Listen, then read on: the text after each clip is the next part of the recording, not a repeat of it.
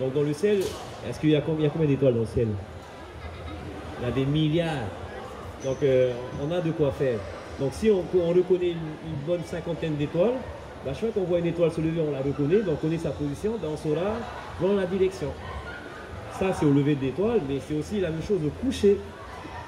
Parce que peut-être qu'à 20h, il y a une étoile qui va se lever là. À 21h, ben, il n'y a pas d'étoile que je connais, mais peut-être qu'il y a une autre étoile que je connais qui va se coucher là-bas. Donc on va la mesurer aussi et on va pouvoir donner le cap. Donc le même calcul pour aller vers le nord. D'accord? Voilà comment on utilise les étoiles. Donc il y a des constellations. On va utiliser des constellations pour reconnaître une étoile. Et après, dans cette constellation, il y a l'étoile principale, c'est celle qu'on va utiliser. D'accord? Est-ce que vous connaissez des noms d'étoiles? Non, vous connaissez des étoiles? Là?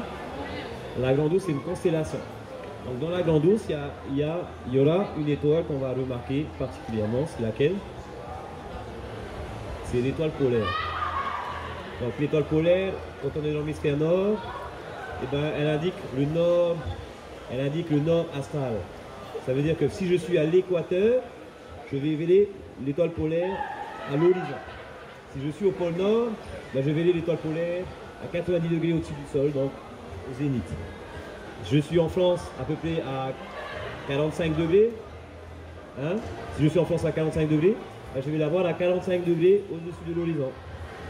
Et donc l'étoile polaire, ce qui est intéressant dans cette étoile-là, c'est qu'elle indique le nord, mais aussi elle peut t'indiquer ta position vers le nord ou vers le sud.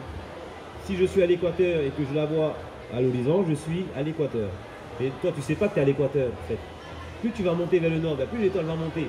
Ben, plus je vais la mesurer, la hauteur. Donc, je vais utiliser ma main pour mesurer la hauteur. Si elle est à 30 degrés au-dessus de l'horizon, ben, je sais que ma position, c'est 30 degrés au-dessus de l'équateur. Voilà comment on utilise les étoiles. Le soleil, le coucher du soleil. On peut utiliser aussi le zénith du soleil. Mais en fait, surtout quand on va voir le soleil se lever, comme on connaît la position du soleil aussi, parce que c'est une étoile aussi, hein, enfin, c'est un astre, et là, je vais regarder les éléments qui sont autour de moi. Donc on a le vent, les vagues et la houle. Donc c'est des repères. D'accord? Voilà la navigation. Donc, grâce à ça, ben, nos ancêtres ont réussi à se diriger, se repérer avec très peu d'erreurs en fait. Ça qui est dingue, c'est que quand je dis très peu d'erreurs, c'est très peu de pertes humaines. C'est-à-dire que quand au bout de 1 ou 2 semaines, ils ne voyaient pas d'île, comme ils savaient se diriger, ils savaient revenir. C'est ça qui est dingue, ils savaient revenir en arrière. Donc si au bout de 2 ou 3 semaines, il n'y a pas d'île, on revient en arrière et on essaie un autre cap à la prochaine tentative. Donc les pertes sont assez limitées. Il y a eu des pertes, c'est sûr, mais ça a été assez limité. Ok? Et il faut savoir aussi que les pirogues à voile, ben, c'était les engins les plus rapides de l'époque sur la navigation mondiale. Faire une traversée entre Tahiti et Hawaï, c'est 2 semaines seulement. Ok? Pour faire une traversée entre Tahiti et la Nouvelle-Zélande, c'est entre 2 et 3 semaines. Est-ce que pour vous c'est beaucoup ou pas?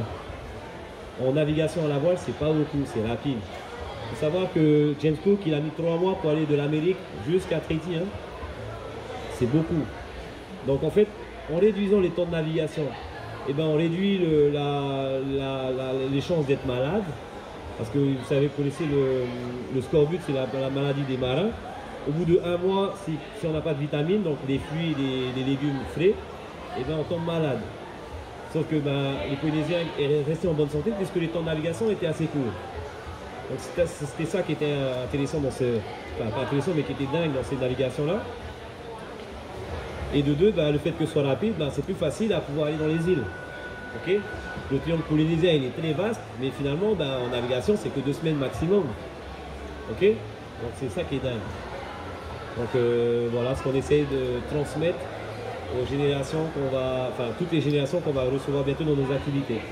Donc c'est la reconnexion avec des techniques ancestrales. C'est aussi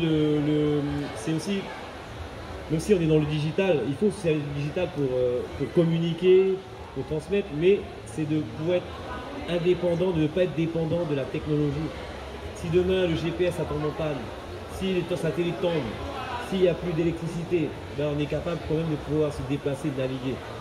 Sauf que si on reste dépendant de cette technologie-là, ben finalement, ben notre vision de voir les choses elle est fermée, on peut rester bloqué juste parce qu'on n'a pas ouvert le champ des connaissances et du savoir-faire.